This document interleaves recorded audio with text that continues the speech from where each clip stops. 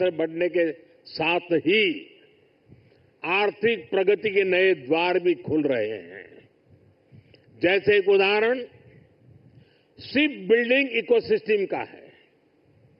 आप में से बहुत से लोगों को पता होगा, एक्सपर्ट भी कहते हैं शिप बिल्डिंग में जितना इन्वेस्ट किया जाए उसका 2 गुना पॉजिटिव इंपैक्ट इकोनॉमी पर पड़ता है। यानी अगर हम शिप बिल्डिंग में 1 रुपये लगाते हैं तो इकोनॉमी में 1 रुपया 82 पैसे के आसपास सर्कुलेशन होता है। अब सोचिए, अभी देश में 60 बड़े शिप्स अंडर कंस्ट्रक्शन है। इनकी वैल्यू 1.5 लाख करोड़ रुपए के आसपास है। यानी इतना पैसा लगाने से करीब 3 लाख करोड़ रुपए का सर्कुलेशन हमारी इकोनॉमी में होगा। और रोजगार के मामले में तो इसका 6 गुना मल्टीप्लायर इफेक्ट होता है।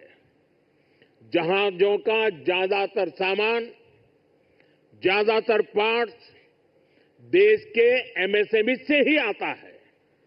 इसलिए अगर 2000 वर्कर एक जहाज बनाने के काम में लगते हैं तो दूसरी इंडस्ट्री में जो एमएसएमई सप्लायर है उस एमएसएमई सेक्टर में करीब 12,000 रोजगार बनते हैं।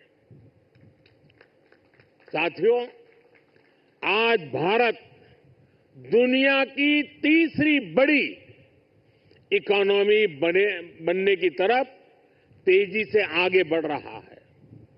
हमारी मैन्युफैक्चरिंग, हमारी एक्सपोर्टिंग कैपेसिटी भी लगातार बढ़ रही है। आने वाले सालों में सैकड़ों नए शिप्स की, नए कंटेनर्स की जरूरत भारत को होगी। इसलिए पोर्ट लेड डेवलपमेंट का मॉडल हमारी इकोनॉमी को गति देने वाला है, रोजगार के हजारों नए मौके बनाने वाला है।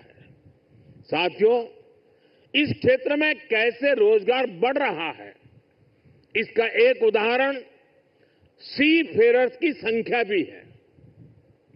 2014 में भारत में सी फेरर्स की संख्या 1.25 लाख से भी कम थी।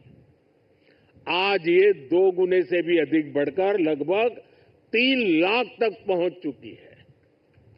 आज भारत सी फेरर्स की संख्या में विश्व में टॉप 5 में आ गया है। साथियों, हमारी सरकार का तीसरा कार्यकाल अनेक बड़े निर्णयों के साथ शुरू हुआ है। तेज गति से हमने नई नीतियां बनाई हैं, देश की जरूरतों को देखते हुए नए कार्य शुरू किए हैं।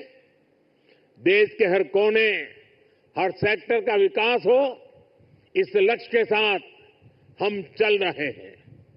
पोर्ट सेक्टर का विस्तार भी इसका ही हिस्सा है। हमारे तीसरे टर्म के पहले बड़े फैसलों में से था महाराष्ट्र के वाढवण पोर्ट को मंजूरी। 75,000 करोड़ रुपए के खर्च से इस आधुनिक पोर्ट के निर्माण का काम शुरू भी हो चुका है। इससे भी महाराष्ट्र में रोजगार के हजारों नए अवसर बनने वाले हैं।